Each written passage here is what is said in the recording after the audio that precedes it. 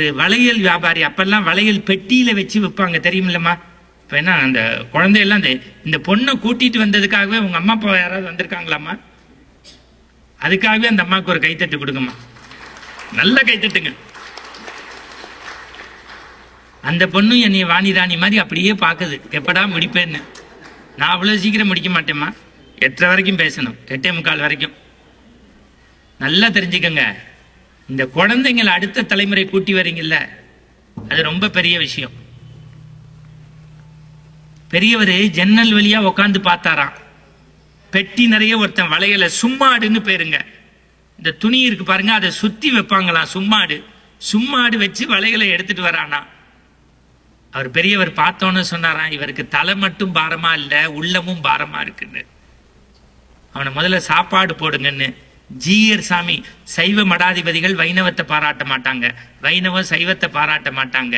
ஜீயர் சுவாமிகள் எழுதுறாங்க, மடத்துக்குள்ள வந்தா குளம் என்ன, கோத்திரம் என்ன, நேமநேஷ்ட என்னன்னு கேட்போம். ஆனா காஞ்சி மடாதிபதி மட்டும்தான் வந்தோன்னு சாப்பிட்டியான்னு வைத்த பாப்பாரு, அவரை வணங்குறேன்னு எழுதுறாரு. அதனால்தான் நம்ம வந்த உடனே யாருக்காவது சோறு போடணுங்கிறான், வலது கையில தண்ணி கொடுக்கணுங்கிறான். இன்னொன்னு சொல்றான், காக்காக்கு ஏன் சோறு வைக்கணும்னா நம்முடைய முன்னோர்கள் வந்து சாப்பிடுற மரபு உண்டுங்கிறான். நம்முடைய பிதர்கள்னு சொல்லக்கூடிய தாத்தாவோ பாட்டியோ இறந்து போனா அவங்க வந்து காக்கா ரூபத்துல வந்து சாப்பிடுவாங்கிறான். இப்ப புருஷனுக்கு சோறு போடுறதுக்கு 3 தடவை யோசிக்கிறோம். அதுவும் மெட்ராஸ்ல சின்ன கண்ணாடியில அவன் கத்துறான், நான் தான் வந்திருக்கேன்னு, இரு உறுதியா பார்த்துக்கிட்டு துறக்கிறேங்கிறான். உண்மைதானே? நான் ஏதாவது போய் சொன்னேன்னு, சார் தஞ்சாவூர் ஜில்லால இலைக்கு பதில இலை மாதிரி பேப்பர் போடுறான் சார். வந்தவனுக்கெல்லாம் வயறாறு சோறு போட்ட ஜில்லா தஞ்சாவூர் ஜில்லா, அங்க இலை மாதிரி பேப்பர் போட்டுட்டான். நான் அப்புறம் இந்த ஊர்ல போய் கம்பராமாயணத்தையும் கந்த புராணத்தையும் சொல்லி என்ன பிரயோஜனம்? இப்ப பாருங்க, பெரியவர் எழுதுறாரு, அந்த வளையல் கூடையை இறக்கி வச்சு சொல்லிட்டு என்னப்பா பண்றேன்னாராம், வளையல் வியாபாரம் பண்றேன், 2 புள்ள, அம்மா, என் ஒய்ஃப் என்னோட இருக்காங்க, இந்த மாசம் ஃபுல்லா வளையல் சரியா விக்கல அப்படின்னு. உள்ள போய் சாப்பிடுப்பாண்டாராம்.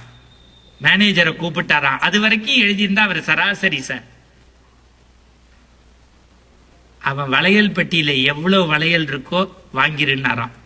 1971 3000 ரூபாய்க்கு வளையல் வாங்கியாச்சான். 71 3000 ரூபாங்கிறது இன்னைக்கு 30,000 ரூபாய் மாதிரி. சாமி ரொம்ப நன்றி அப்படின்னாராம்.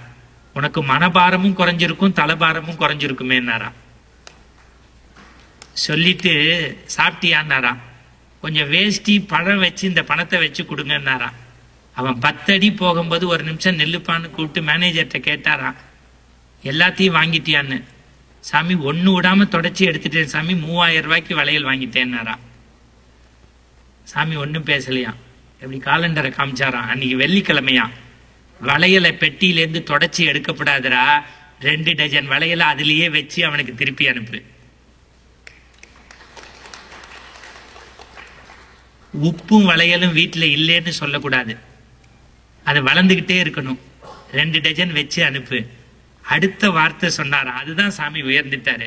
மடத்துல வளையலுக்கு என்ன வேலைன்னு பாக்குறியா, மடத்துல வளையலுக்கு என்ன வேலைன்னு பாக்குறியா, நவராத்திரி வரப்போது பராசக்தி பிரசாதம்னு வேண்டியவன் வேண்டாதவன்னு பார்க்காம எல்லாருக்கும் 2 கொடுக்கிறார். இந்த வளையல் பத்தி ஒரு விஷயம் கம்பராமாயணத்துல இருக்கு. ஏன்னா கம்பன் கடகத்து செக்ரட்டரி உட்கார்ந்துருக்காரு. இந்த ராமன் வந்த போது அகலிகையினுடைய சாப விமோச்சனம், கல்லு வந்து துகள் பட்டு ராமனுடைய துகள் பட்டு மாறிடுச்சு. ஒரு காலத்துல ராமன் சீதைக்கு கால் அமுக்கியிருக்காங்க, இப்ப இல்லம்மா. நீங்க சண்டைக்கு இன்றைக்கு வந்துடாதீங்க. புருஷன் புருஷனா இருந்த போது, பொண்டாட்டி பொண்டாட்டியா இருந்த போது, சீமுக்கு முன்னாடி, சீரியலுக்கு முன்காலத்துல ராமன் கண் விழிச்சு பார்த்தாராம், சீதையினுடைய கையில வளையல் இல்லையா. அதுக்கு பேர் மங்கள அணிகலன்னு எழுதுறான். அதனாலதான் எண்ணெய் தேய்ச்சி குளிக்கும் போது கூட பெண்கள் நகையை அவுத்துட்டா கூட ஈர்க்குச்சிய காதுல குத்திப்பாங்களாம். ஏன்னா பெண்கள் தோடு இல்லாம தாலி இல்லாம வளையல் இல்லாம இருக்கக்கூடாது. இதெல்லாம் மங்களத்தின் மரபுகள்னு எழுதுறாங்க. இதெல்லாம் மறந்து போன விஷயங்கள். அப்படி கண்ணு விழிச்சோன்னு ராமன் கேட்டானா, என்னமா உன் கை வளையலை காணுமே, இப்படி வளையல் இல்லாம காலம் கிரியன்னாராம். அதுக்கு அவ சொன்னாலாம், எனக்கு தெரியாதா, நீங்க வனவாசம் போனும்போது உங்க காலினுடைய துகள் பட்டு அகல்யேங்கிற பெண்ணு வந்து கல்லா இருந்து சாப விமோச்சனம் ஆயிடுச்சு. இப்ப நான் இந்த கையில 10 வளையல், இந்த கையில 10 வளையல், ஒவ்வொரு கையிலையும் 10 முத்துக்கள் இருக்கு. அது உங்க காலில் பட்டுச்சுன்னா 10 100 பெண்ணு வந்துரும். நீங்க என்னைய பார்க்காம அவளை பாப்பா, எனக்கு தெரியுமே.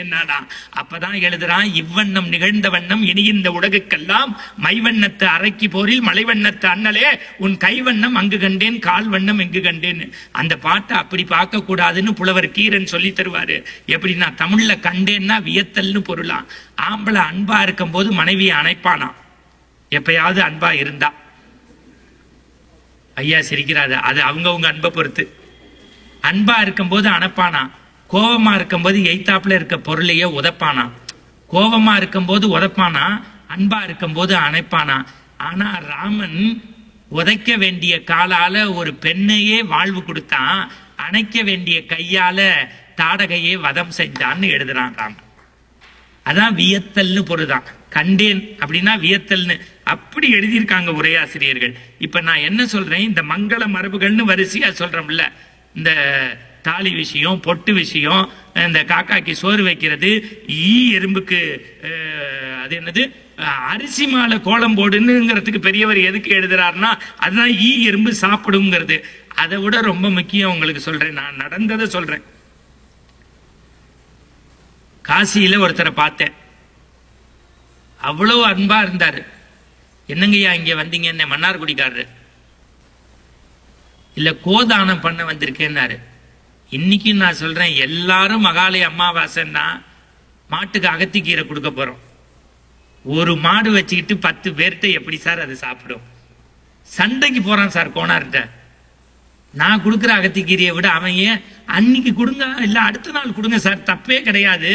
மனுஷனே இவ்வளவு தானே சாப்பிட முடியும், மாட்டுக்கு இவ்வளவு தானே, ஒரே நாள்ல எப்படி 10 அகத்திக்கீரை சாப்பிட முடியும்? அவர் சொன்னாரு, 2 கோதானம் பண்ண வந்திருக்கேன்னாரு. கோன்னா பசு. காசியில குளிச்சுட்டு கோதானம் பண்றதுங்கிறது பெரிய புண்ணியம். உங்க அம்மா எங்க சார் இருக்காங்கன்னு, அவங்க கும்பகோணத்துல தனியா இருக்காங்க, எனக்கு எங்க அம்மாவுக்கு பேச்சுவார்த்தையே கிடையாதுன்னாரு. நான் இன்னைக்கு எழுதி தரேன், அம்மாவை கும்பகோணத்துல தவிக்க விட்டுட்டு காசியில குளிச்சு கோதானம் பண்ணாலும் உங்களுக்கு சாப விமோச்சனமே கிடையாது. அம்மா செத்ததுக்கு அப்புறம் படையல் போட்டு பட்டு வேட்டி வச்சு சாமி கும்பிடுறதை விட இருக்கும் போது கண்ணை தொடச்சு ஒரு டம்ளர் ஹார்லிக்ஸ் கொடுக்கிறவன் தான் புள்ள. இதுதான் நம்முடைய மரபுன்னு எழுதுறான். அதானே உண்மை. பண்டரிபுரத்துல இருந்தான் கிருஷ்ணன். இருக்கிற கிருஷ்ணன்லயும் அழகா இருக்கிறவன் பண்டரிபுரத்து கிருஷ்ணன் தான். அவன்கிட்ட பரம பக்தன் பேரு புண்டரிகன்னு பேரு. நம்மெல்லாம் நின்னாதான் கோவிந்தாம்போம், படுத்தா நாராயணாம்போம். ஆனா அவன் சொல்லும் போது உடம்பெல்லாம் அவனுக்கு எப்ப பார்த்தாலும் நாராயணனுடைய பெருமையை தான் பேசிக்கிட்டே இருப்பான். உண்மை. புண்டரிகன் மாதிரி ஒரு பரம பக்தன் கிடையாது, கிருஷ்ண பக்தன். ஒரு நாள் காலைல 7 மணிக்கு கிருஷ்ணனே அவன் கண்ணு முன்னாடி வந்துட்டான். உனக்கு என்ன வரம் வேணும்பா கேளுன்னா. அடுத்த வார்த்தை புண்டரிகன். நம்மளா இருந்தா என்ன கேட்டிருப்போம், ஒரு வீடு கேட்டிருப்போம். சார் நான் இப்ப கூட சொல்றேன், சாமிகிட்ட போனோன்னு நம்ம என்ன கேட்போம், 4 தான் கேட்போம்.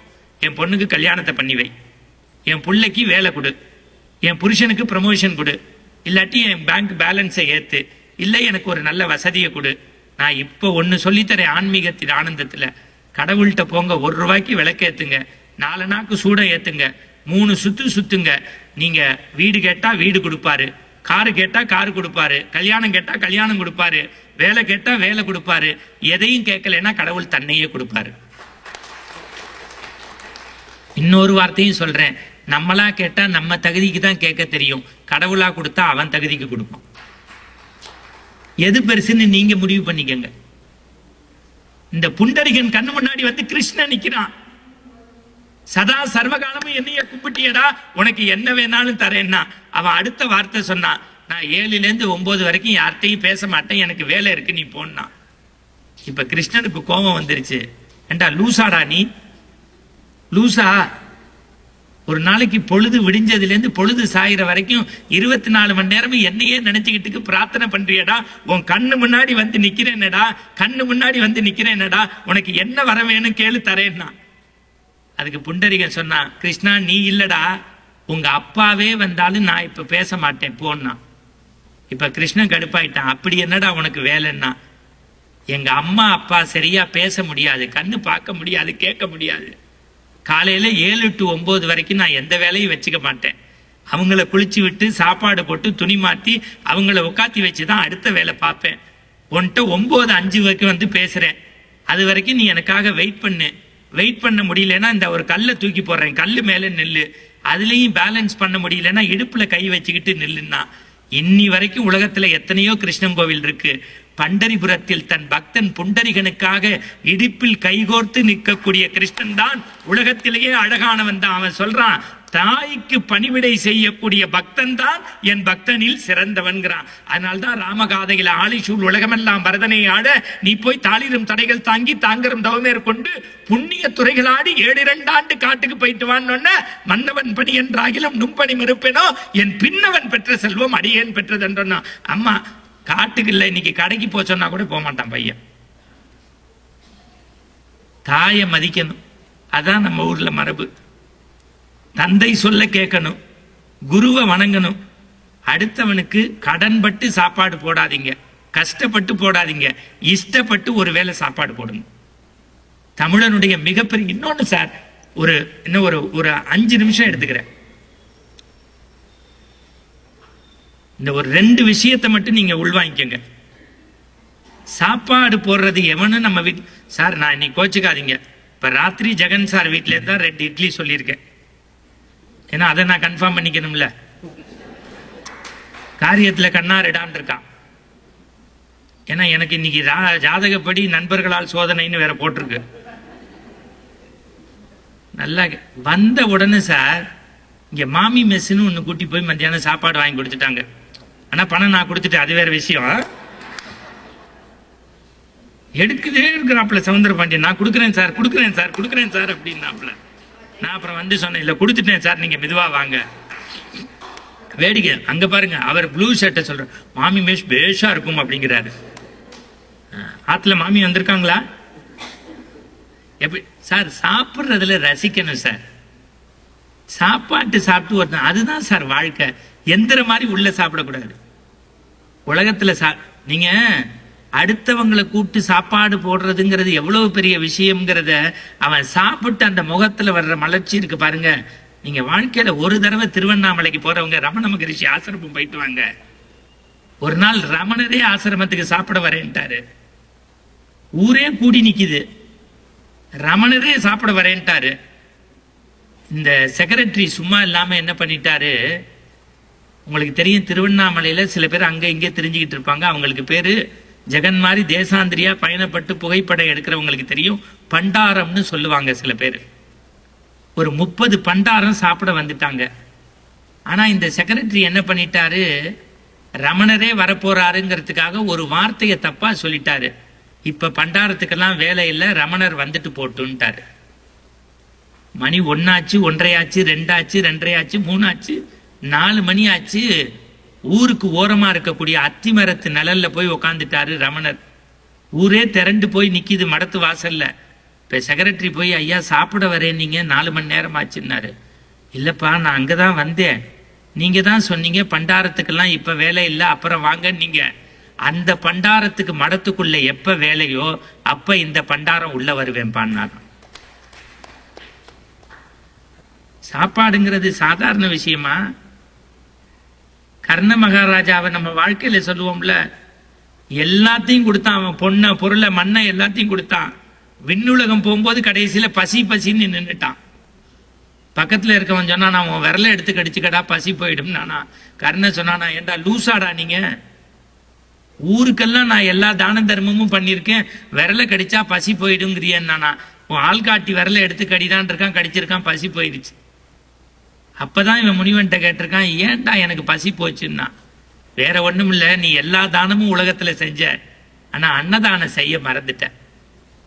அடுத்த வார்த்தை கேட்டிருக்கான், அப்படி நான் செய்ய தவறிட்டாலும் ஏன்டா விரல கடிச்சோன்னா பசி நின்றுச்சுன்னா. அதுலயும் ஒரு நன்மை செஞ்ச. பாரத யுத்தம் நடக்கும்ல, யுத்தம்னா 6 மணிக்கு முடிச்சிடணும். நம்ம இப்ப பல வீட்டுல 6 மணிக்கு தான் யுத்தமே ஸ்டார்ட் ஆகுது, 12 மணி வரைக்கும் நடக்குது கதவடைச்சு. உண்மையிலுமே எல்லா வீடுமே மயான பூமி மாதிரிதான் இருக்கு. எங்க பாட்டி எல்லாம் இருக்கும்போது சொல்வா, விளக்கு வச்சாச்சு வீட்டுல சத்தம் வரக்கூடாதும்பாங்க, கொல்ல கதவை சாத்து வாச கதவை துறம்பாங்க, வந்தோன்னு கை கால் கழுவும்பாங்க. இப்ப அப்படி கழுவாதனால தான் கொரோனா வந்துச்சு. அதானே உண்மை. எல்லாரும் வந்தோடனே இப்ப எல்லாரும் பாக்கெட்டுக்குள்ள வச்சிருக்கோம், மாஸ்க் போட்டுக்கிறோம். நம்முடைய முன்னோர்கள் எல்லாத்தையுமே ஒரு காரியம் சார், கல்யாணமாய் மாமியார் வீட்டுக்கு கூட அடிக்கடி போக கூடாது.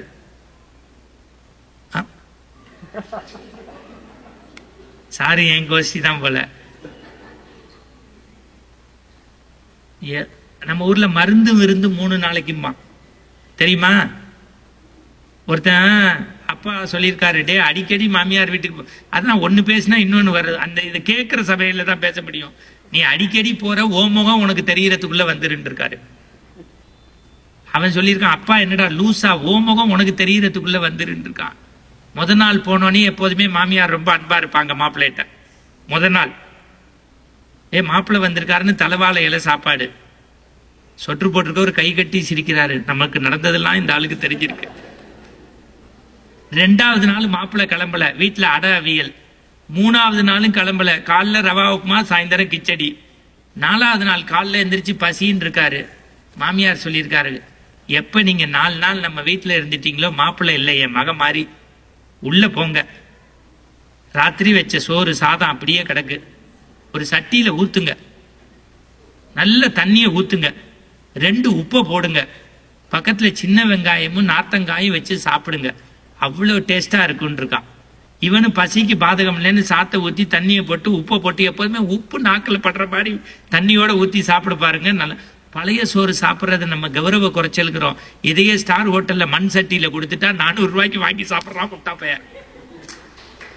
அத்தனை நோய் போக்கக்கூடிய மாதிரி. உண்மையா இல்லையா சார்? இந்த தாய் கையால புளிஞ்சு நடுவுல அந்த வச்சு கொடுப்பான்ல அந்த நிலா சோறு, அதெல்லாம் போயிருச்சே சார் பாட்டி கையில. இப்ப நீங்க இப்ப விஷயத்துக்கு வாங்க. இவன் நேரா போயிருக்கான், சட்டியை எடுத்துட்டான், சோத்தை போட்டான், தண்ணியை ஊத்திட்டான், உப்பை போட்டான், பக்கத்துல வெங்காயத்தை வச்சு குமிஞ்சு பார்த்திருக்கான். சோறு சோத்துக்கு மேல தண்ணி, தண்ணிக்கு மேல இவன் முகம் தெரிஞ்சிருக்கு. ஐயோ, இதை தாண்டா அப்ப சொல்லியிருக்கான், ஓ முகம் உனக்கு தெரியறதுக்குள்ள வீட்டுக்கு வந்து சேர்றாரு. எப்பேற்பட்ட சிந்தனை. இப்ப கர்ணன் கைய கடிச்சோன்னு ஏன் தெரியுமா நின்னுச்சு? போர் வீரர்கள் சண்டை முடிஞ்சோன்னு ஒவ்வொரு நாளைக்கு ஒவ்வொரு கூடாரத்துலதான் சாப்பாடு போடுவாங்களாம். ஒவ்வொரு நாளைக்கு ஒவ்வொரு கூடத்துல தான் எல்லா வீரர்களும் ஓடி வந்து இன்னைக்கு எந்த இடம் பாலாம். கர்ணன் குப்புறப்படுத்திருந்தா கூட ஒன்னே ஒண்ணு சொல்வானா, அதுவும் அந்த விதுரர் குடிசையில் சாப்பாடு, அதுவும் அந்த விதுரர் குடிசையில் சாப்பாடு, அதுவும் அந்த விதுரர் குடிசையில் சாப்பாடும்பானா. நீ சாப்பாடு போடாட்டியும் சாப்பாடு போடுற இடத்த காமிச்சில்ல, அதுக்காக இவ்வளவு புண்ணியம். அதான் நான் உங்கள்கிட்ட சொல்றேன், இந்த மருந்துக்கு இப்ப ஐயப்பன் கோவிலுக்கு நிறைய பேர் மாலை போட்டு போறீங்க, எனக்கு ரொம்ப பிடிக்கும் சார். அதுவும் பம்பேல போய் சிகரெட்டுக்கு நெருப்பு கேட்பான் பாருங்க.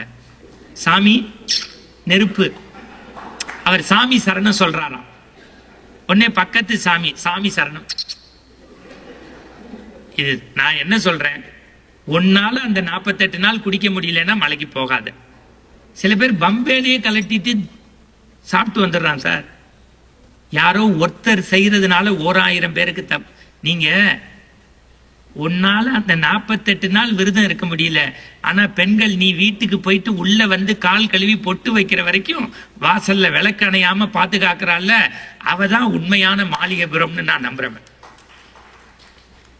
சும்மா பெண்மை வாழ்கவென்று கூத்திடுவோமானான்னு வாயில சொல்றது இல்ல. இந்த சபரிமலைக்கு போறதுங்கிறது ஒரு பெரிய விஷயம் சார். அதுல ஏன் 3 கண்ணத்துல ஒரு கண்ணை திறந்துதான் நெய் ஊத்துவோம், 2 கண்ணு மூடி இருக்கும், 3 நிமிஷத்துல முடிச்சிருவேன். உண்மையிலுமே ஏன் தெரியுமா 2 கண்ணை திறக்காம 1 கண்ணுல திறக்கிறோம்? வாழ்க்கை முழுவதும் நம்ம இந்த புறக்கண்ணாலதான் பாக்குறோம். அந்த 1 மண்டல விரதத்துலதான் புறக்கண்ணை மூடி அகக்கண்ணை திறக்கணும். அழிகின்ற ஒன்றிலிருந்து அழியாத ஒன்றை எடுத்துதான் அபிஷேகம் பண்றோம். பால் அதை அழிஞ்சிருங்கிறதுக்காக காய்ச்சிரும், அதை இன்னொன்னு சேர்க்கிறோம், அதுல தயிரை ஊத்திட்டா அது தயிராயிடும். அந்த தயிர்ல இருந்து மறுநாள் கடைஞ்சி வெண்ணெய் எடுத்துடுறோம். அந்த வெண்ணெய் கெட்டு போயிடுன்னு காய்ச்சி நெய்யாக்கிடுறோம். பால் கெட்டு போயிடும், ஆனா கெடாத நெய்யை எடுத்து பக்குவப்படுத்துறோம். கெட்டு போகக்கூடிய இந்த உடம்பிலிருந்து கெட்டு போகாத ஆத்மாவை சுத்தப்படுத்தி தேங்காயினுடைய உட்புறம் போல ஒரு மண்டலத்தில் வெண்மையாக்கி உனக்கு அபிஷேகம் பண்றேங்கிறது தான் நெய் அபிஷேகத்தினுடைய மரபு. அதனால்தான் ஒரு கண்ணை திறந்து நம்ம ஊத்துறோம். அந்த ஐயப்ப வழிபாட்டுல எனக்கு பிடிச்சது என்னன்னா, வந்தவனுக்கெல்லாம் அன்னதானம் போடுவான். ஆனா நான் உங்களுக்கு சொல்றது, இப்ப எல்லாருமே கல்யாணத்துக்கு போற மாதிரி எங்க ஊர்ல கன்னி பூஜைன்னு பத்திரிக்கை அடிச்சு பணம் வசூல் பண்றோம். பண்ணவே கூடாது, மகா பாவம். கடன் பட்டு யாருக்கும் அன்னதானம் பண்ணக்கூடாது, இஷ்டப்பட்டு தான் செய்யணும். நீங்க நிறைய பண்ணணும்னு இல்ல, ஒரு பிடி. அதனால்தான் பெரியவர் சொல்றாரு, பெண்கள் அரிசி களையும் போது ஒரு பிடி அரிசி எடுத்து போடணுமா, அதுதான் மரபுங்கிறாரு. ஏன்னா டெய்லி அரிசியை ஒரு டின்ல போட்டீங்கன்னா 30 நாள்ல இவ்வளவு அரிசி வந்துருமா. உங்க தெருக்கோவில்ல கொடுத்தீங்கன்னா பொங்க வச்சு கொடுத்தா 10 பேர் சாப்பிடலாம். அடுத்த மாசம் நீ கோவிலுக்கு கொடுக்காத, அநாத ஆசிரமத்துக்கு கொடுன்னு எழுதுறாரு. அன்னதானத்தினுடைய சிறப்பு குறித்து நான் உங்கள்கிட்ட பணிந்து கேட்டுக்கிறது என்னன்னா, நம்ம அருணகிரிநாதர் மாதிரி பாம்பன் சாமிகள் மாதிரி 6666 பாடலை பார்த்து முருகன் வந்து நம்ம காலை சரி பண்ணி எலும்பை சேர்த்து வைக்கக்கூடிய காட்சியை பார்க்க முடியாது. நாயன்மார்கள் ஆழ்வார்கள் மாதிரி இருக்க முடியாது. நான் உங்கள்கிட்ட மண்ணுக்குரிய மரபார்ந்த விஷயம், தாய் தந்தையை மதிக்கிறணும், சமய சின்னங்கள் பூசணும், நம்முடைய சடங்குகளை பேணணும். அதை விட ரொம்ப முக்கியம், எவனாவது வீட்டுக்கு வந்தா சாப்பிடுங்கன்னு சொல்லணும். நம்மளால முடிஞ்சு தான தர்மம் பண்ணணும். அதான் சொல்றான், யாவருக்குமாம் இறைவனுக்கு ஓர் பச்சிலைங்கிறான், ஒரு கைப்பிடி உணவு குடுறாங்கிறான். நீ ரொம்ப கடன் பட்டெல்லாம் செய்ய வேண்டாம், உன்னால முடிஞ்சதை செய்யுங்க. இன்னொன்னு தெரிஞ்சுக்கங்க, நீங்க கடவுளுக்கு நிறைய செய்யணும்னு முக்கியம் இல்ல, அன்போட செஞ்சீங்கன்னா இந்த மண்ணில் நல்லா இருக்கலாம். அன்போட செய்யணும். உலகத்திலேயே ரொம்ப அற்புதமான கடவுள் யாரு? கிருஷ்ணன், அழகு கடவுள். இப்படி நம்ம எல்லாரும் என்ன தெரியுமா நினைக்கிறாங்க, சார் நான் கோவிலுக்கு போறேன், நான் 50 ரூபாய் செய்யறேன், இன்னொருத்தர் 500 ரூபாய் செய்யறாரு, இன்னொருத்தர் 5000 ரூபாய் செய்யறாரு, இன்னொருத்தர் 5 லட்சம் ரூபாய் செய்யறாரு, சாமி எனக்கு வழி கொடுப்பாரா? இன்னொன்னுங்க, அதே மாதிரி இந்த சர்வீஸ் பண்ற யாரும் நமக்கு என்ன ரெகக்னேஷன் நினைச்சிடாதீங்க. பொது வாழ்க்கைன்னா கணக்கு கேட்டு நம்மளை அவமானப்படுத்துவாங்க. சொத்தை வித்து சுதேசிய கப்பல் நடத்திய வாவு சிதம்பரம் பிள்ளை நல்லா பாத்துக்கங்க. அந்த சிதம்பரம் பிள்ளையும் வக்கீல் தொழில் தான் பார்த்தாரு, மற்ற சிதம்பரமும் வக்கீல் தொழில் தான் பார்த்தாங்க. அவர் செக்க இழுத்தாரு, சில பேர் செக்க கிழிச்சாங்க. நான் யாரையோ சொல்றேன், நீங்க கை தட்டினா அதுக்கு நான் அதெல்லாம் பொறுப்பு இல்லை. மறந்துடக்கூடாது, ரெட்ட ஆயுள் தண்டனை 20-40 வருஷம். அவரு இந்த கப்பல் வாங்க போகும்போது அவருடைய 150வது வருஷம்னு சொல்றேன்.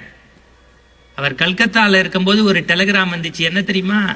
அவருடைய மூத்த மகன் உலகநாதன் இறந்து போயிடுறான். அவங்க மனைவி நிறைமாத கர்ப்பிணி, புள்ள செத்து போயிட்டான் சார். அந்த டெலிகிராம படிச்சுட்டு அவர் சொன்ன வார்த்தை என்ன தெரியுமா? பாரத மாதா என் குடும்பத்தை பார்க்கணும், நான் கப்பலோடு வருவேன், இல்லாட்டி கடல்ல விட. ரெடி ஆயிடுச்சு. ஆரி சாப்பிட்டா நல்லா இருக்காது குளிர்ல.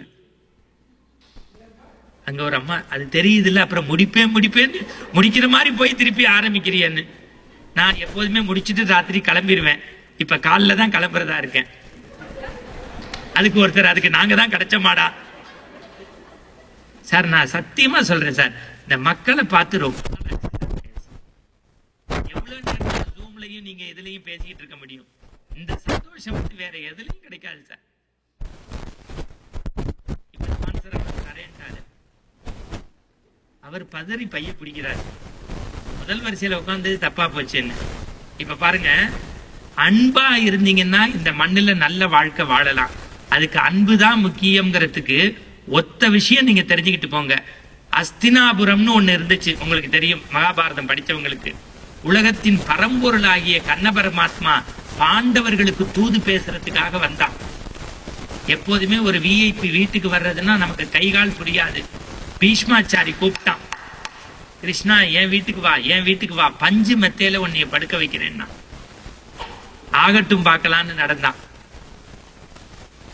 கிருபாச்சாரி கூப்பிட்டான், கிருஷ்ணா என் வீட்டுக்கு வா, தங்க தட்டு வெள்ளி ஸ்பூன்ல சாப்பிடுற வைக்கிறேன்னு. துரோணாச்சாரி கூப்பிட்டான், கிருஷ்ணா என் வீட்டுக்கு வா, மாளிகை மாதிரி நான் பதவிக்கு வந்ததுக்கு அப்புறம் கட்டினது. சில பேர் பதவிக்கு வந்ததுக்கு அப்புறம் பெரிய வீடு கட்டுவான், சின்ன வீடும் கட்டுவான். அது அவங்க வசதியை பொறுத்து. நீங்க சிரிச்சீங்கன்னா அதுக்கு நான் பொருள் இல்லை, நான் சொல்றது மகாபாரதம். பீஷ்மாச்சாரி இப்படி கூப்பிட்டான், துரோணாச்சாரி அப்படி கூப்பிட்டான், கிருபாச்சாரி மாட மாளிகை கூட கோபுரம் மாதிரி 2 வீடு வச்சிருக்கேன் வான்னா. கிருஷ்ணன் ஆகட்டும் பார்க்கலான்னா. பக்கத்துல இருந்த ஒருத்தன் சொன்னா, ஒல்லியா இருந்தான், பெரிய புராணத்து பூசலார் மாதிரி, அவனுக்கு பேர் விதுரன்னு பேர். கிருஷ்ணா அதோ அங்க தெரியுது பாரு, அது உன் வீடு வாடான்னா. அது வீடு இல்ல, 3 பக்கம் செவுரு மேல கூற, உன் வீடு வாடான்னா. இப்ப கிருஷ்ணன் ஒரு வார்த்தை இந்த 3 பேரையும் பார்த்து கேட்டான், பீஷ்மாச்சாரி, கிருபாச்சாரி, துரோணாச்சாரியார, எனக்குன்னு ஒரு வீடு இருக்கும் போது அடுத்த வீட்டுல தங்கினா ஊர் சிரிக்கும், என் வீட்டுக்குள்ள போறேன்னா. உள்ள போனது பெருசு இல்ல, போனோடனே ஒரு காலத்துல நம்ம வந்தோடனேயே தின்பண்டம் ஏதாவது வச்சிருப்போம். நம்ம ஊர் மாதிரி சார், இந்த மரபுல இந்த பெண் குழந்தைங்களுக்கு சொல்லித்தரேன், நீங்க தயவு செய்துமா, ஒரு காலத்துல தவ்வி தவ்வி விளையாண்டோம், இப்ப எல்லாரும் தடவி தடவி விளையாடுறோம். உண்மை, விளையாட்டுல கூட மரபை வச்சது தமிழ் சமூகம் சார். பல்லாங்குழின்னு விளையாடுவோம், அது என்ன, இருக்கிறத எடுத்து இல்லாதவனுக்கு கொடுக்கணும். பரமபதம்னு விளையாடுவோம், என்ன வாழ்க்கைன்னா ஏற்றம் இறக்கம் இருக்குன்னு அர்த்தம், அதானே உண்மை. தாயக்கட்டைன்னு விளையாடுவோம், வெட்டி எரிஞ்சாலும் மீண்டும் முளைப்பேம்பா. கில்லின்னு விளையாடுவோம், அதுலயே கூட்டல் கழித்தல் பகுத்தல் வகுத்தல சொல்லி தந்துருவான். பெண்கள் நொண்டின்னு விளையாடுவாங்க, சமமா இல்லாத போதும் சாதிச்சு காட்டுவேங்கிறது தான் நொண்டி. அதை விட கண்ணாமூச்சின்னு விளையாடுவாங்க, கண்ணு கட்டி இருக்கவன் பிடிக்கிற வரைக்கும் பொறுமையா இருக்கணும், மாட்டிக்காத வரைக்கும் பெருமையா இருக்கணும். விளையாட்டுல கூட மரபை வச்ச நம்ம ஊர்ல புள்ள கீழே விழுந்தா அப்படிங்கிறோம். தயவு செய்து வேர்வை சிந்து விளையாடுங்க, நீங்க உடம்பு ஆரோக்கியமா இருக்கும். விவேகானந்தர் எழுதுறாரு, மோட்சத்திற்கு செல்ல வேண்டுமானால் கீதையை படிப்பதை விட கால்பந்தாடுவது சிறந்தது. சரி, நான் இப்ப கிருஷ்ண விஷயத்துக்குள்ள வரேன். நான் இந்த மங்கள மரபுங்கிறதுனால நிறைய விஷயத்த சொல்ல வேண்டியது, அந்த பாப்பாக்காக இந்த விளையாட்டு செய்தி. இப்ப கிருஷ்ண உள்ள வந்தோன்னு குடுக்கறதுக்கு என்னன்னு பார்த்தான். விதுரன் வீட்டுல அடுத்த வேளை சாப்பாட்டுக்கு வழி இல்ல, 2 வாழைப்பழத்தை எடுத்தான். யாராவது விஐபி வந்தா நம்ம பதஷ்டம் ஆயிடுவோம். பெண்களுக்கு தெரியும், குழந்தைங்களுக்கு தலைவாரிட்டே சீப்பை நம்ம தலையில வச்சுட்டு தேடுவோம், வீட்டுக்காரரை வெட்டுவோம், சாவியை இடுப்புல சொருகிட்டு சாவி எங்க வச்சோம்போம், வீட்டை பூட்டி. அந்த மாதிரி கிருஷ்ணன் வந்தோன்னு பதஷ்டப்பட்டு இவன் வாழைப்பழத்தை உரிச்சு தோலை கொடுத்துட்டு பழத்தை முத்தத்துல போட்டான். 2 தோல் உள்ள போனோன்னு இவன் சும்மா இருந்திருக்கலாம்ல. எப்படி இருந்தது நான் கொடுத்த பழம்னா? அவன் சொன்னா, 7 உலகத்துல இந்த மாதிரி பழம் சாப்பிட்டது இல்லைன்னா. ஏன்னா சில வீட்டுல காப்பி கொடுத்துருவாங்க, குடிச்சிட்டு சும்மா இருக்க மாட்டாங்க, எப்படி இருந்ததுன்னு கேட்பாங்க. நம்மளும் கூச்சம் இல்லாம பேஷ் பேஷ் நன்னா இருந்ததும் போம். அது விஷத்துக்கும் அதுக்கும் வித்தியாசமே இருக்காது, இருந்தாலும் ஓசி காப்பிங்கிறதுக்காக ஜாலரா அடிப்போம். அந்த மாதிரி இந்த கிருஷ்ணன் சொன்னா, 7 உலகத்துல இந்த மாதிரி நான் சாப்பிட்டதே இல்லைன்னா. அப்படி என்னடா பழம் கொடுத்தேன்னு கிருஷ்ணன் வாயம் பார்த்தா தோல் இருந்துச்சு. அடுத்த வார்த்தை கிருஷ்ணன் சொன்னா, நான் ஆயர்பாடியில கோபியரோடு விளையாடும் போது என் தாய் யசோதை கூப்பிட்டு கோக்களுக்கு, கோன்னா பசுக்களுக்கு பழம் கொடும்பா, நான் பழத்தை சாப்பிட்டு தோலை கொடுப்பேன். இப்ப கொடுத்தவனை ஒரு நாள் சாப்பிட வச்சடா, அன்புனால கொடுத்த, போடா போடா அப்படின்னு தட்டி கொடுத்து பேசிக்கிட்டே இருப்பாங்க. நல்லா பேசினா பசிக்கும், நல்லா பேசினா பசிக்கும் இட்லி, நல்லா கேட்டாலும் பசிக்கும் பிரசாதம். கிருஷ்ணன் பேசினோன்னு சொன்னா, எனக்கு பசிக்குது ஏதாவது கொடுன்னானா. விதுரன் சொன்னானா, உனக்கு படையல் போட்டு பிரசாதம் கொடுக்கற அளவுக்கு என் வீட்டுல முந்திரி பருப்பும் இல்ல, திராட்சையும் இல்லை. எப்போதுமே வீட்டுல எல்லாம் பண்ணுவோம், சுவையா அமையாது. கோவில்ல ஒண்ணுமே இருக்காது, கடுகு போட்டு வளர்த்திருப்பான், ஆனா சுவையா இருக்கும் பிரசாதம். ஏன் தெரியுமா? அது சாமியினுடைய எச்சன்னு இந்த சமூகம் மரபோட நம்புறதுதான் அதுக்கு காரணம். இப்ப நீங்க வாங்க, கிருஷ்ணன் சொன்னா எனக்கு பசிக்குதுரா சாப்பிட கொடுன்னா, ஒரே ஒரு வார்த்தை சொன்னா விதுரன், என் வீட்டுல ராத்திரி எப்போதும் இருக்கிறது உப்பு கஞ்சி, அது பரவாயில்லையான்னா. இவன் சொன்னா, எப்போதுமே ஜுரம் வச்சா நமக்கு உப்பு கஞ்சி தான் அமிர்தம் மாதிரி இருக்கும், அதை தாண்டா நான் சாப்பிட்டு ரொம்ப நாளாச்சு, எனக்கு அமிர்தமா இருக்கு குடுடான்னா. இவன் என்ன பண்ணிட்டான், உப்பு கஞ்சியை ரெடி பண்ணி ஒரு குவளையில கொண்டு வந்து கொடுத்துட்டான். இவன் குடிக்கிறதுக்கு வாயில கொண்டு போகும்போது பிடிச்சிட்டான். இதான் கை கேட்டினது வாய் கேட்டலங்கிறது. என்னடா கொடுக்கற மாதிரி கொடுத்து வாங்கிட்டேன்னா, இல்லடா கிருஷ்ணா, என் வீட்டுல இருக்கிறது ஒரு குவளை தான், இதுலதான் நான் டெய்லி குடிப்பேன்.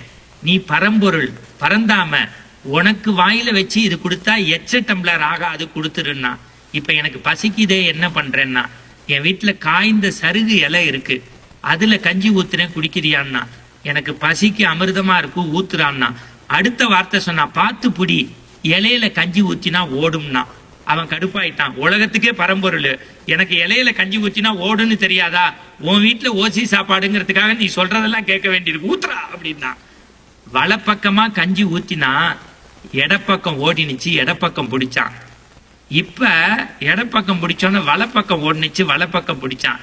கீழே ஓடினுச்சு, தடுமாறினான். இப்ப கிருஷ்ண விதுரனை பார்த்து ஒருத்த வார்த்தை சொன்னா, விதுரா, நான் இந்த உலகத்துல பிறந்ததனுடைய நோக்கமே கம்சனை அழிக்கிறதுக்கு பிறந்தேன். எனக்கு 2 கை தேவையில்லடா, ஒத்த கை போதும். ஆனா உன்னுடைய அன்புனால கொடுக்கக்கூடிய உப்பு கஞ்சியை குடிக்கிறதுக்கு எனக்கு 4 கை இருந்தா கூட பத்தாதரா. உன் அன்புக்கு நான் அடிமைன்னு எழுதி கொடுத்தான். நான் வாழ்க்கையில சொல்றேன், கடவுள் நம்முடைய அன்புக்குத்தான் அடிமையாவான். ஆணவத்தை தூக்கி எறியுங்கள், நம்முடைய மண்ணின் மரபார்ந்த விஷயங்களை பாதுகாருங்கள், பிறருக்கு ஈந்து கொடுத்து மகிழுங்கள், அறம் செய்ய விரும்புங்கள், சமய சின்னங்களை பூசுங்கள், ஜாதி சமயங்களை தூக்கி எறிந்து சமயப்பற்றோடு. மகாபெரியவர் சொன்னார் பாருங்க, மசூதியை எடுங்க, அந்த பாங்கு சத்தம்னு சொன்ன போது அதுதான் பராசக்தி எழுப்புற மாதிரி இருக்கு, இருக்கட்டும்னு சொன்னாரு.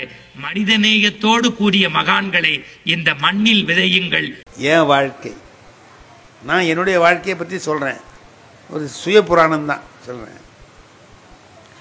எனக்கு திருமணம் ஆகிறதுக்கு முந்தி கடவுள் பக்தி கிடையாதுங்க.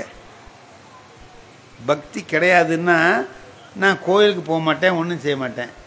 கோயிலுக்கு போகலைன்னா என்ன, கடவுளுக்கு நான் போகலைன்னா குறைஞ்சி போயிடுமா? அதல்ல, எவனையும் போகவும் விட மாட்டேன். ஏண்டா அறிவு இருக்கா கோயிலுக்கு போகிறேன் அப்படி இப்படின்னு சொல்லி அவங்கள போக விடாமல் தடுப்பேன். எனக்கு கல்யாணம் ஆச்சு. கல்யாணம் ஆன உடனே ஒரு வாரம் 10 நாள் கோயிலுக்கெல்லாம் அழைச்சிட்டு போவாங்கல்ல. கோயிலுக்கு போகும்போது கோயிலுக்கு அழைச்சிட்டு போவாங்க, அவங்க சொந்தக்காரங்களாம் அழைச்சிட்டு போகிறேன். நான் போய் நின்றுட்டு, நான் வாசலில் நின்றுட்டு நீ போய் சாமி கும்பிட்டு வாண்டுருவேன். நான் வாசலில் நின்றுடுவேன். ஒரு வாரம் என் மனைவியால் ஒரு வாரம் தான் பொறுத்துக்க முடிஞ்சது. ஒரு வாரம் கழிச்சு ஒரு நாளைக்கு, ஏங்க உங்களுக்கு கடவுள் பக்தியே கிடையாதா? இல்லவே இல்லைன்ட்டு. அப்போ எனக்கு பக்தி இருக்கே, நான் சாமி கும்பிடலாமா? நீ வேணா கும்பிட்டுக்க, நான் கும்பிட மாட்டேன். சரிங்க, எங்கள் ஊரில் இருக்கிற போது தினம் கோயிலுக்கு போவேன், அதுமாரி நான் போவார், நீ வேணா போ, நான் வர மாட்டேன். ஒரு வாரம் போயிட்டு வந்து ஒரு செய்தி என்ன, இந்த தனியாக கோயிலுக்கு போகிறேன் இல்லைங்க. ஆமாம், இந்த பையனுவோ சின்ன பையனுவோன்னுக்கிட்டு கேலி பண்ணுறானுவோ. இப்படியா? சரி. அதில் ஒருத்தன் வந்து இடிச்சிட்டு போனான். பொதுவாக பொண்டாட்டியை ஒருத்தன் இடிச்சிட்டு போனான்னா புருஷங்காரனுக்கு கோபம் வருமா வராதா? எனக்கு வரணும்ல, வரல. எனக்கு கோபம் வரல. ஏன்னு கேட்டால், என் மனசில் என்ன ஓடுதுன்னு கேட்டால், கல்யாணத்துக்கு முந்தி நம்ம பண்ணிக்கிட்டு இருந்த வேலையை இப்போ வேற எவனோ பண்ணுறான் அப்படின்னு நினச்சி, இது பொண்டாட்டிக்கிட்ட சொல்ல முடியாதுல்ல. அவன் இடித்தவன் அவனை சொல்லணும், என்ன பண்ணுறான் பாரு அப்படி இப்படின்னு சும்மா ஒரு சத்தத்தை போட்டேன். என் மனைவி அறிவாளி, இதுக்கு ஏங்க நீங்கள் கத்துறீங்க, நீங்கள் என் கூட வந்திருந்தா இதெல்லாம் நடக்குமா? நான் தான் கோயிலுக்கு வரமாட்டேன். உங்களை கோயிலுக்குள்ளேயா கூப்பிட்டேன்? கோயில் வாசல் வரைக்கும் வாங்குங்க, நான் போய் சாமி கும்பிட்டு வரேன், 2 பேரும் சேர்ந்து வருவோம். இது தேவலாம் போல தான் இருந்துச்சு. மறுநாள் போகணும். கோயில் வாசல்கிட்ட போனால், நீங்கள் இதோட நின்றுங்க, இதுதான் உங்கள் எல்லை, இதோட இருங்க, நான் உள்ளே போய் சாமி கும்பிட்டு வரேன்னு சொல்லிவிட்டு செருப்பை கட்டி அங்கே போட்டுட்டு போனேன். நான் கூப்பிட்டு, இந்த செருப்பை இங்கே போகிறேன், நான் பார்த்துக்கணுமான்னு. உங்களை பார்த்துக்க சொல்லலைங்களே. அப்புறம் அது பாட்டுக்கு அங்கே இருக்கட்டும், நீங்கள் பாட்டுக்கு இங்கே இருங்க. அது பாட்டுக்கு அங்கே இருக்கட்டும், நீங்கள் பாட்டுக்கு இங்கே இருங்க. அப்படின்னா என்ன அர்த்தம்? யாராச்சும் எடுத்துகிட்டு போனால் நம்ம சும்மா இருக்க முடியுமா? இப்போ பார்த்துக்கிறதுன்னா வேற என்ன? சரி சரி நீ போ அப்படின்னேன். இப்போ அவர் சொல்கிறதுக்கு ஒரு அர்த்தம் உங்களுக்கு தெரியுதா? அது பாட்டுக்கு அங்கே இருக்கட்டும், நீங்கள் பாட்டுக்கு இங்கே இருங்கன்னா அதுவும் உள்ளே வராது, நீயும் வரமாட்டேன், 2 சமங்கிற மாதிரி. இந்த அவமானம் நமக்கு வேண்டியது தான் அப்படின்னு நினச்சிக்கிட்டு நான் நிற்கிறேன். எந்த கோயிலுக்கு போக மாட்டேன்னு சொன்னமோ அந்த கோயில் வாசல்லையே அவமானம் நடக்குது பாரு அப்படின்ட்டு. போன உடனே ஒரு 2 பேர் இங்கேருந்து வந்தான். செருப்புக்கெல்லாம் ஜோடிக்கு எவ்வளவு வாங்குறீங்கன்னு கேட்டான். நான் ஏய்யா என்னை பார்த்தா செருப்பு பார்த்துக்கிற ஆள் மாரி இருக்கா உனக்குன்னு. நான் பார்த்துக்கிட்டு இருக்கியே போயா அப்படின்னு. போகும்போது 2 பேரும் பேசிட்டு போகிறான். பொம்பளை செருப்புனா பார்த்துக்குவார் போல இருக்கு அப்படின்ட்டு போகிறான். ரொம்ப அவமானமாக போச்சு. வந்தவுடனே சொன்னேன், நீ பாட்டுக்கு செருப்பை போட்டு போயிட்ட, மர்றவெல்லாம் ஜோடிக்கு எவ்வளோன்னு கேட்குறான். எனக்கு ரொம்ப அவமானமாக போயிட்டு உன்னால் அப்படின்னு. வருத்தப்படாதீங்க, நாளைக்கு நம்ம 2 பேரும் செருப்பு பார்த்துக்கிறவர்கிட்ட போட்டுருவோம், போட்டுட்டு உள்ளே போயிடுவோம். நான் தான் உங்களை சாமி கும்பிடாத சொன்னேன், சும்மா கோயிலுக்குள்ளே வாங்கலேன், மண்டபத்துக்கு போகல, அதுமாரி நினச்சிட்டு வாங்கலாம். சரி வாட்டு போயிட்டு எனக்கு செருப்பு பார்த்துக்கிறத விட இது தேவலாம் போல இருந்துச்சு. சரிதான் போட்டு உள்ளே போட்டேன். போனால் அன்னைக்கு தான் நான் பூஜையெல்லாம் பார்க்குறேன். முத கற்பூர ஆரத்தி நடக்கிற போது அப்படி இடி இடித்து எல்லோரும் என்ன செய்கிறாங்க பார்த்தீங்களான்னா, எல்லோரும் சாமி கும்பிட்றாங்க, நீங்கள் சும்மா நிற்கிறீங்களேன்னா. எனக்கு தான் பக்தி இல்லையே அப்படின்னு. இருந்தா என்ன இல்லைன்னா என்னங்க, சும்மா கும்பிடுங்களேன் அப்படின்னா. நான் அன்னைக்கு சும்மா கும்பிட்டேங்க, இன்னைக்கு வரைக்கும் எடுக்கல கையை.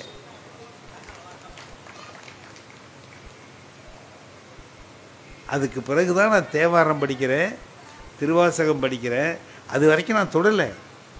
தமிழ் படித்தவன் தான், ஆனால் அதெல்லாம் படிக்கலை.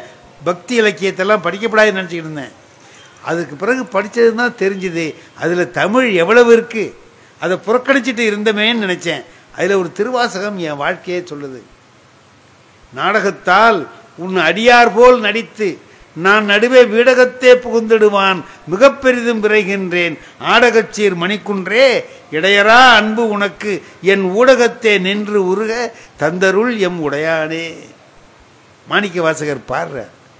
இது என்ன தெரியுமா, அவர் சொல்றார், நாடகத்தில் நடிக்கிறவன் வேஷம் போடுற மாதிரி நான் வேஷம் போடுறேன்ப்பா, உன் மேலே பக்தி உள்ளது மாதிரி இந்த பக்தியை உண்மையான பக்தியாக மாற்று அப்படின்னு மாணிக்க வாசகர் சொல்கிறார். அவர் கேட்டுக்கிட்டார். நான் கேட்காமலே என்னுடைய பக்தியை உண்மையான பக்தியாக இறைவன் மாற்றினான். அதுக்கு துணை நின்றது யாரு? மனைவி தான். மனைவி அந்த மாதிரி என்னை வழி நடத்தலைன்னா நான் அந்த வழிக்கு போயிருக்க மாட்டேன். இப்போ திருநீலகண்டரை வழியை மாற்றி நல்வழிக்கு மாற்றியவர் யார்? அவருடைய மனைவி இல்லையா? ஒரு வார்த்தை இவன் எதுலடா அடங்குவான்னு பார்த்தா, எதில் அடங்குவான்? திருநீலகண்டத்தை சொன்னா அடங்குவான். திருநீலகண்டத்தின் மீது ஆணை தீண்டாதே அப்படின்னு சொன்ன உடனே மாறி வந்தான். அதுதான் சொல்றார் பட்டினத்தார், மாது சொன்ன சூழால் இளமை துறக்க வல்லேன் அல்லேன் அப்படின்னு. மூணாவது என்ன? கண்ணப்ப நாயனார். கண்ணப்ப நாயனார் வரலாற்றை சொல்றார். 4 கண் இடந்து அப்ப வல்லேன் அல்லேன். 6 நாளியா பக்தி, வாழ்நாள் பூராவும் பக்தி செலுத்துறான். இன்னதுன்னு புரியல, ஒழுங்கா பக்தியை செலுத்தல. அவன் யார் அவன் அப்படின்னா, ஒரு வேடன், கல்லாத வேடன், முரட்டு வேடன். அங்க வந்தானா இங்க நாரும். அப்படிப்பட்ட வேடன். என்னமாவோ அவனுக்கு இந்த குடுமித்தேவர் மேல, இந்த மலை மீது இருக்கிற தெய்வத்தின் பெயர், இறைவனின் பெயர் குடுமித்தேவர். அந்த குடுமித்தேவர் மீது அவனுக்கு பக்தி உண்டானது. பக்தி உண்டானவனே என்ன பண்ணான்? அதை போய் வணங்குறதுக்கு போறான். போனா அவனுக்கு எப்படி வணங்கணும்னு தெரியாது. அப்ப அவன் என்ன பண்ணான்? அவனுக்கு எப்படி தெரியுமா அப்படி செய்யறான். அவன் எதை நல்லா விருப்பமா சாப்பிடுவான்? மாமிசத்தை சாப்பிடுவான். பன்றி கறியை கொண்டாந்து வைக்கிறான், ஒரு நாளைக்கு மான் கறி கொண்டாந்து வைக்கிறான், ஒரு நாளைக்கு ஆட்டுக்கறியை கொண்டாந்து வைக்கிறான், வச்சு சாப்பிடுங்கிறான். என்ன ஆச்சரியம் தெரியுமா? அதை இறைவன் சாப்பிட்டார். மறுநாளைக்கு பார்த்தா எலும்பா கிடக்கு, கறியெல்லாம் அவர் தின்னுட்டார். இப்போ அவரு பார்க்கிறார், அவன் எப்படா அப்படி மாறினான்னா, சேக்கிடார் சொல்லுகிறார், இன்புறு வேதகத்து இரும்பு பொன்னானார் போல. ஒரு புடம் போடுறோம்ல, அதுல இரும்பு எடுத்து வைக்கிறான், தங்கமா மாறுது. இந்த வேடன் இரும்பு போன்று இருந்த வேடன் தங்கம் போல ஆகிவிட்டான். எப்படி ஆனா? 4 ஆறில் ஆனா அப்படி. இப்போ தினம் வந்து பார்க்கிறார் சிவகோசரியார், அவர் தான் குருக்கள் வந்து பார்க்கிறார், அசிங்கமா இருக்கு, கண்ணா பின்னான்னு திட்டுறார். எவனோ ஒருத்தன் வந்து அநியாயம் பண்றானே, போறானே வரானேன்னு பேசுறார். 5வது நாள் ராத்திரி படுத்து தூங்குறார். சிவபெருமான் அவர் கனவுல போறார். பா, எவனோ வந்து அசிங்கம் பண்றான்னு சொல்றியே, அவனுடைய வடிவெல்லாம் நம் பக்கல் அன்புன்னார். அவன் வடிவமே அன்புடா, அவன் உள்ளம் அன்பு இல்ல, அவன் வடிவம் பூரா அன்பு. தேனுக்குள்ள தேனாலேயே பாட்டில் செஞ்சு அதுல தேனை ஊத்தி வச்சா எப்படி இருக்கும்? அவன் உடம்பே அன்புடா. அப்படியே அவன் வாயில வர்ற தண்ணி இருக்கு பாரு, அவன் எப்படி எனக்கு கொண்டு வந்து கொடுப்பான் தெரியுமா? ஒரு கையில மாமிசத்தை எடுத்து வருவான், இன்னொரு கையில வில்லம்பு இருக்கும், தலையில காட்டு பூவை பறிச்சு வச்சுட்டு வருவான், வாய் நிறைய தண்ணியை வச்சிருப்பான், கொண்டு வந்த தண்ணி அப்படியே ஊத்துவான். தலையில இருக்கிற பூ, சிவகோசரியார் வச்ச பூவெல்லாம் செருப்பு காலால தள்ளி விடுவான், தள்ள கொண்டு வந்து வாயில இருக்கிற தண்ணியை ஊத்துவான். தலையில வச்சிருக்கிற காட்டு பூவை எடுத்து வைப்பான், அது வைக்கிற பூவா வைக்காத பூவானெல்லாம் நினைக்க மாட்டான், கொண்டு வந்து வைப்பான். இதை வச்சு தின்னும்பா, நான் திங்கிறேன். நீ நினைப்ப இது மாதிரிலாம் செய்யறானே, வாயிலிருந்து தண்ணியை ஊத்துறானேன்னு கேட்ப. நீ புனித ஆற்றிலிருந்து கொண்டு வந்து ஊத்துற பார் தண்ணி, அதை விட அவன் வாயிலிருந்து ஊற்றுகிற நீர் புனிதமானது. யார் சொல்றா? சிவபெருமான் சொல்றார். அவன் தின்ன அப்படின்னு சொல்றான் பாரு, நீ சொல்ற மந்திரத்தை விட உயர்ந்தது. அவனுடைய அன்பு நான் துய்த்து துய்த்து மகிழக்கூடிய அன்பு அப்படின்லாம் சொல்றார். அவன் எவ்வளவு அன்பு உள்ளவன்கிறத நாளை நீ ஒளிந்திருந்து பார். என்ன செஞ்சான்? மறுநாளைக்கு ஒரு காரியம் செய்யறான், இங்கேருந்து வர்றான், கையில கறியை எடுத்துக்கிட்டு அதை எடுத்துக்கிட்டு இப்படி வர்றான். வழக்கப்படி கண்ணுல இருந்து ரத்தம் ஊத்துது, வலது கண்ணிலிருந்து ரத்தம் வழியுது. இவனுக்கு என்ன செய்யறேன்னு தெரியல. என்ன இப்படி வருது? ஓடி போய் பச்சையில அது இதை பறிச்சு கொண்டாந்து புளிஞ்சி ஊத்துறான். இன்னும் நிக்கல.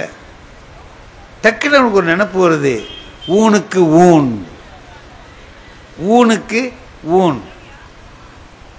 ஒரு இடத்துல சதை கிழிஞ்சு போச்சுன்னா வேற இடத்துல இருந்து சதையை எடுத்து அந்த இடத்துல வைக்கலாம் அப்படிங்கிறது அவங்களுக்கு வேடர்களுக்கு தெரிஞ்ச ஒரு வைத்தியம்.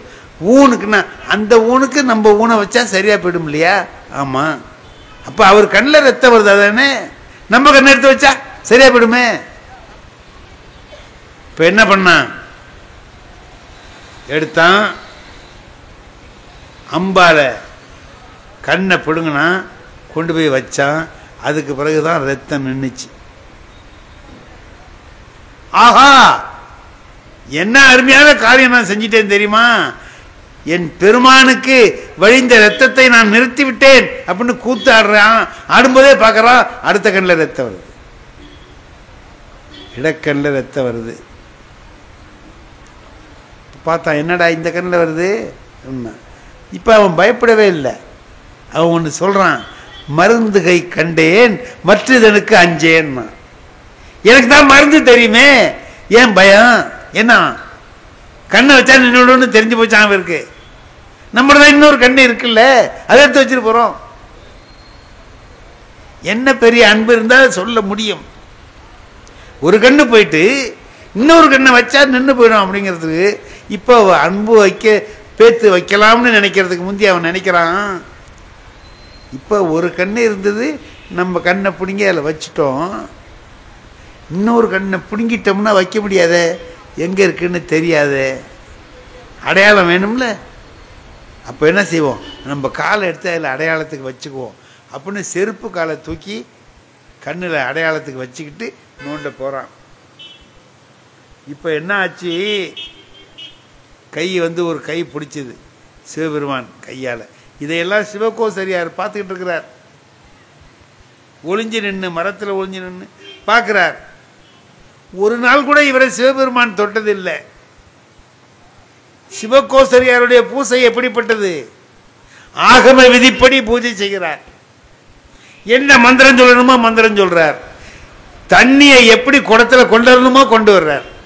பொன்முகலி ஆற்றில இருந்து குடத்தை நன்றாக விளக்கி தூய்மை செய்து அதிலிருந்து கொண்டு வர்றார். என்ன ஆகாரத்தை எப்படி நேம நிஷ்டையோடு செய்யணுமோ அப்படி செஞ்சு கொண்டாந்து படைக்கிறார். இவ்வளவு படைச்ச என்ன ஒரு நாள் கூட சிவபெருமான் என் கையை பிடிச்சதில்லை. இவன் கறியை கொண்டு போய் வைக்கிறான், வாயில தண்ணி கொண்டாந்து ஊத்துறான், தலையில பூவை வச்சுட்டு வர்றான். ஏதாவது முறை தெரியுதா இவனுக்கு? தெரியாமலே இப்படிலாம் செய்யறான். ஆனால் சிவபெருமான் அவனை கையால பிடிக்கிறார். அவர் கை இங்க பட்டுது. படும்போது என்ன சொல்லிட்டு செய்யறார், நெல்லு கண்ணப்ப நெல்லு கண்ணப்ப. எப்படி பரஞ்சோதி சிறு தொண்டர் ஆனாரோ அது மாதிரி திண்ணன் என்ற பெயருடைய வேடன் கண்ணப்பன் ஆயிட்டான். கண்ணை எடுத்து அப்பியதனாலே அவன் கண்ணப்பன். யாரு சொல்றா கண்ணப்பன்கிற பேரு? சிவபெருமானே சொல்றார். கலைமலிந்த சீர் நம்பி கண்ணப்பருக்கு அடியேன் சேர்க்கிறார் சுந்தரமூர்த்தி சுவாமிகள்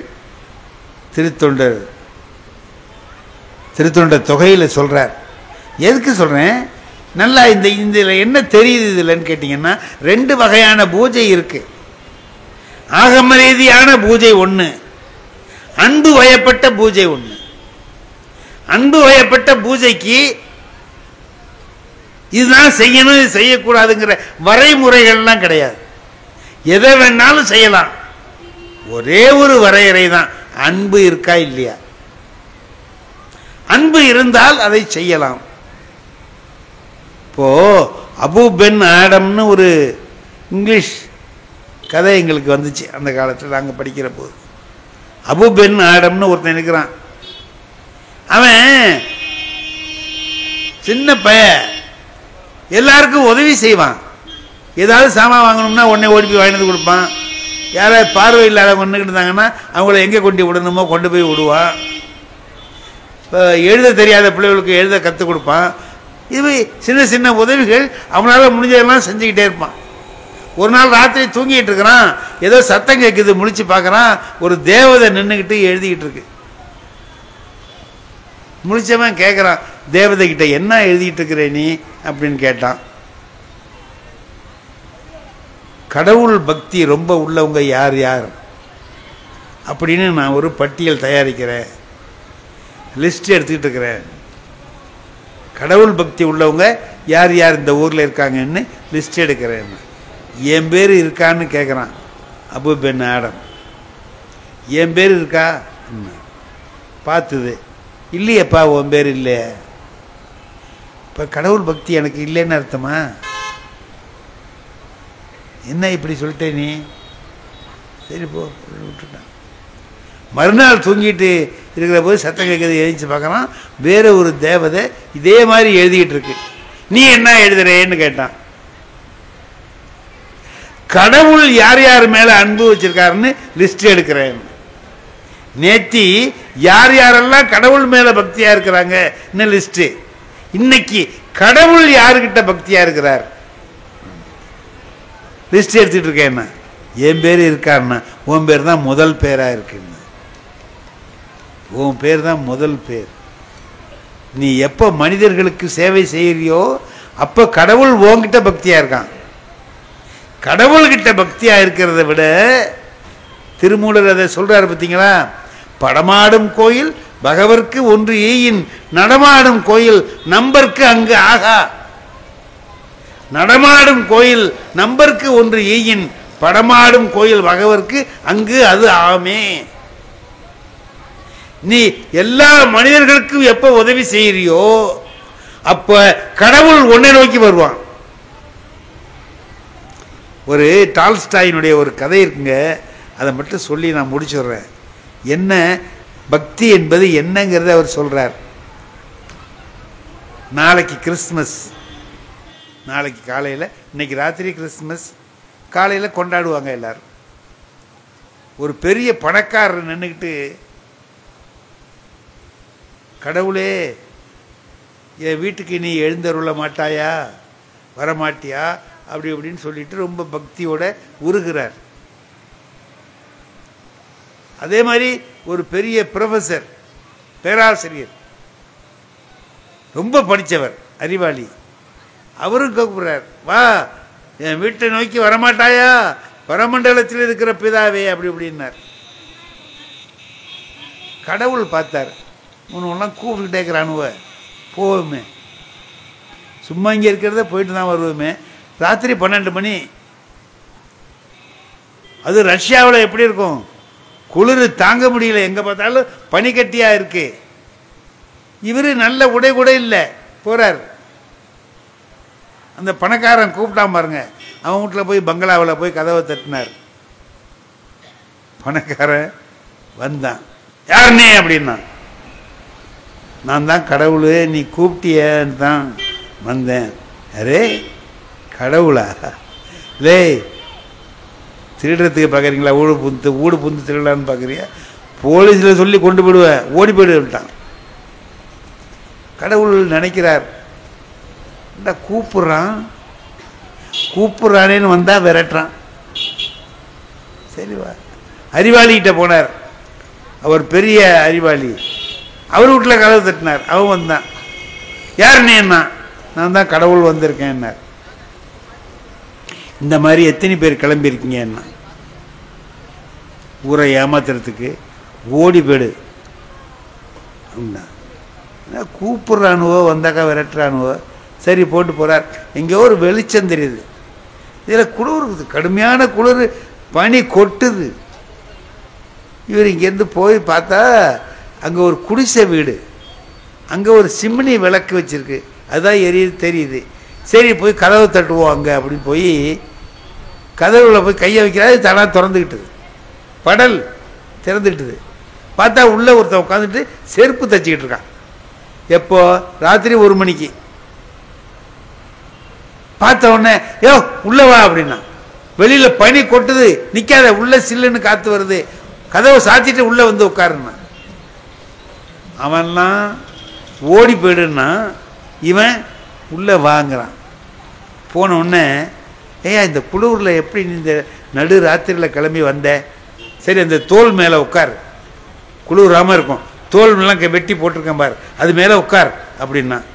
உட்கார்ந்தார். நான் யார் தெரியுமான்னார். ஏ உட்காரியா, யார் தெரியுமாங்கிற, குளூரில் வந்து கிடக்கிற இரு. மனைவியை கூப்பிட்டான்.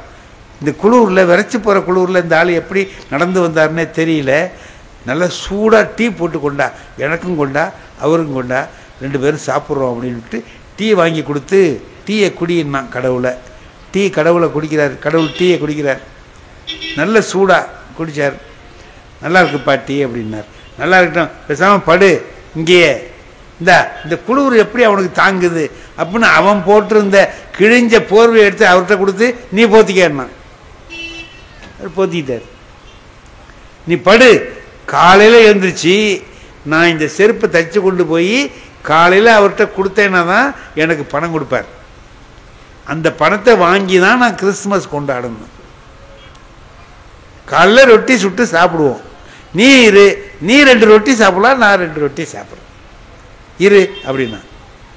இல்லை எனக்கு கொஞ்சம் வெளியில் வேலை இருக்கு, நான் யாருன்னு சொல்லிட்டு போறேன்னா. நீ யாருன்னு சொல்ல வேணா, உட்கார் பேசாம. இல்லைல்லப்பா நான் போறேன்னா. போவாதே, இந்த குளூரில் போய் நான் விரைச்சி போயிடுவேன், செத்து போயிடுவேன், நீ போவாதே அப்படின்னா.